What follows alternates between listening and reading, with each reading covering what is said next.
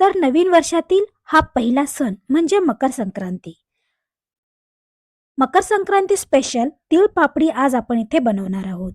ही तीळ पापडी खायला जेवढी टेस्टी असते ना, तेवढीच पाहायला सुद्धा खूप सुंदर दिसते. तर आजची आपली तीळ पापडी इथे मी 2 प्रकारची करणार आहे. एक साखरची आणि एक गुळाची तीळ पापडी. ही करायला खूप सोपी आहे. तर चला पटकन रेसिपीला सुरुवात करूया. हॅलो फ्रेंड्स, मी शिल्पा. शिल्पाच कुकरीमध्ये तुम्हा सर्वांचं खूप खूप स्वागत आहे.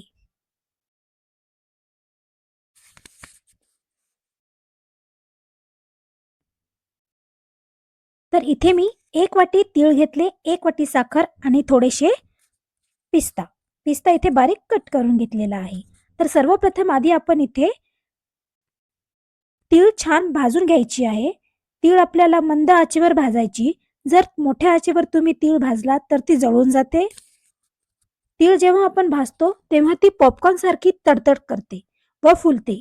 तेव्हा समजायचे की आपली तीळ इथे छान प्रकारे भाजून झाली आहे. आता ही तीळ आपली भाजलेली आहे. मी तिला एका प्लेटमध्ये काढून ठेवते. तर मग त्याच पॅनमध्ये आपण इथे 1 वाटी साखर टाकायची आहे व ती छान पसरून टाकायची. त्याला आपण चमच्याने अजिबात हलवायचे नाही किंवा पाणी सुद्धा टाकायचे नाही. मंद आचेवर मेल्ट होण्यासाठी ठेवायचे. जर तुम्हाला हवं असेल तर फक्त पॅनला तुम्ही हळू हलवू शकता. पण त्याला चमच्याचा अजिबात वापर करायचा नाही. चमच्याला पूर्ण साखर चिटकते. त्यामुळे चमचा याच्यात वापरायचा नाही. अशा प्रकारे ती हळूहळू मेल्ट होते. तर तुम्ही पाहू शकता इथे आपली पूर्ण साखर मेल्ट झालेली आहे आणि मी चमचा अजिबात इथे लावलेला नाही. त्याचा कलर सुद्धा खूप छान प्रकारे आलाय.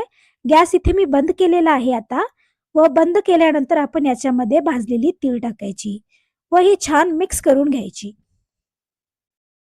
हे छान मिक्स झाल्यानंतर आपण इथे 2 मिनिटासाठी आता गॅस चालू करूयात व त्यानंतर आपण याच्यामध्ये पिस्ताचे तुकडे किंवा पिस्ताचे काप टाकायचे आणि हे छान मिश्रण मिक्स करून घ्यायचे. याच्यामध्ये पिस्ताचे जे तुकडे आहेत ते खूप छान दिसतात पापडीला. तर आता इथे मी लाटणीला थोडे तूप लावून घेते. तूप लावल्यामुळे जे आपले मिश्रण आहे पापडी एकदम छान लाटल्या जाते. याला अजिबात चिटकत नाही. तर हे मिश्रण आपण गरम गरम असतानाच इथे लाटायचं आहे आणि आपण चमच्याच्या साहाय्याने हे पोलपाटवर घेऊयात. कारण तुम्ही जर हाताने घ्यायला गेलात तर ते हाताला खूप जोरात पोळते. त्यामुळे चमच्याच्या साहाय्याने आपण हे पोलपाटवर टाकायचे आणि लाटणीने हे लाटायचे. हलक्या हाताने लाटायचे व जेवढा जेवढा होईल तेवढा इथे तुम्ही पातळ ही पापडी आपल्याला लाटायची आहे. तुम्ही जेवढी पातळ पापडी करसाल तेवढी ती खायला खूप छान लागते.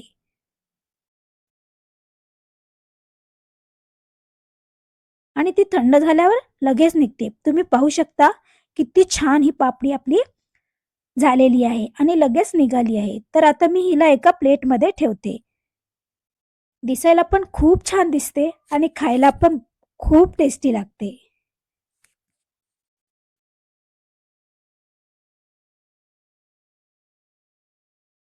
अजून एकदा ही पापडी अजून एक बनवूयात आपण. हे गरम असतानाच आपल्याला लाटायची आहे.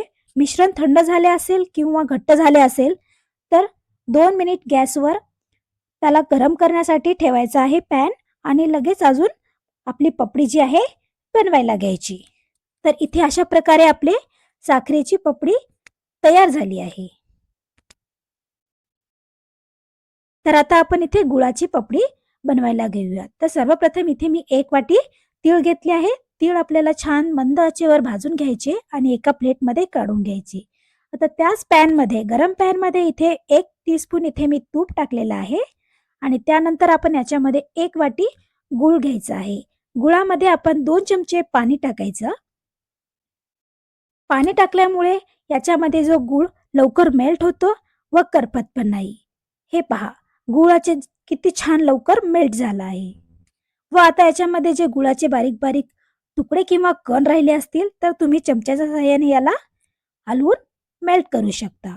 आता इथे गुळाचा पाक झाला का नाही हे पाहण्यासाठी आपण इथे एका वाटीमध्ये थंड पाणी घ्यायचे व त्याच्यामध्ये थोडासा हा गुळाचा पाक टाकायचा व अशी त्याची गोळी तयार व्हायला पाहिजे, म्हणजे आपली ही पपडीसाठी पाक एकदम परफेक्ट झालेला आहे हे समजून घ्यायचे.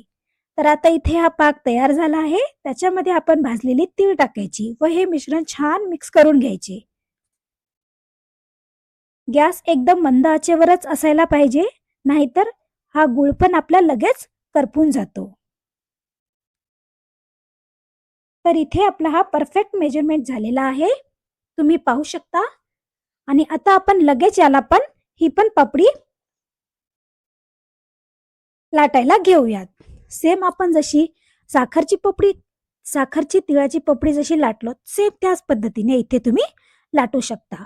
पण ही जी पपडी आहे गुळाची थोडी कडक राहते, त्यामुळे ती लवकर निघत नाही. त्यासाठी तुम्ही चाकूचा वापर करून इथे हळूहळू त्याला साईडने काढू शकता. हे पहा किती एकदम छान प्रकारे गोल इथे आपली ही पपडी तयार झालेली आहे.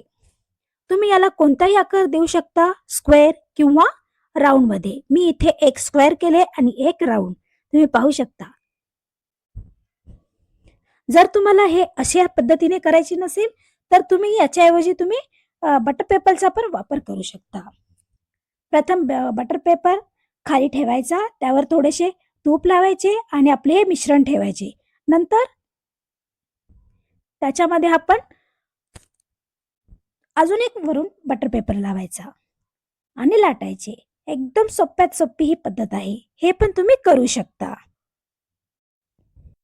तर तुम्ही इथे पाहू शकता आपली ही साखरेची तिळाची पापडी इथे बनवून तयार आहे. आणि इथे ही आहे गुळाची पापडी. तुम्ही इथे दोन्ही प्रकारची पापडी आज पाहू शकता. मी इथे दोन्ही प्रकारची पापडी आज इथे करून दाखवली आहे. ही साखरेची पापडी आहे आणि ही गुळाची.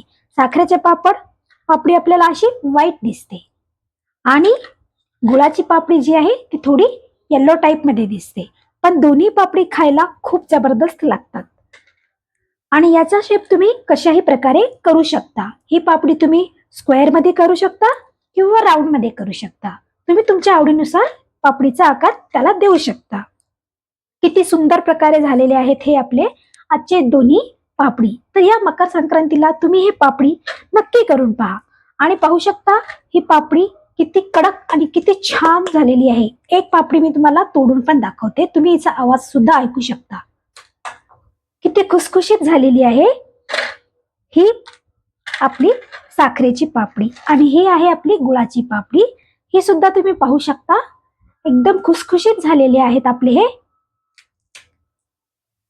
वाव, खूपच भारी झालेली आहे. पाहिलात ना तुम्ही किती छान अशी आपली अजिबात कडक झालेली नाहीये. किती छान प्रकारे झालेली आहे आपली ही गुळाची आणि साखरेची पापडी. तर अशी होती ही आपली सोपी, खमंग आणि कुरकुरीत तिळाची पपडी. ही रेसिपी तुम्हाला नक्की आवडली असेल अशी आशा आहे मला. जर व्हिडिओ आवडला असेल तर लाईक करा, शेअर करा आणि चॅनलला सबस्क्राईब करायला विसरू नका. अशाच नवीन चविष्ट आणि सोप्या रेसिपीसाठी पुन्हा भेटते. तोपर्यंत खुश रहा, छान खा आणि स्वयंपाकाचा आनंद घ्या. Bye bye, take care.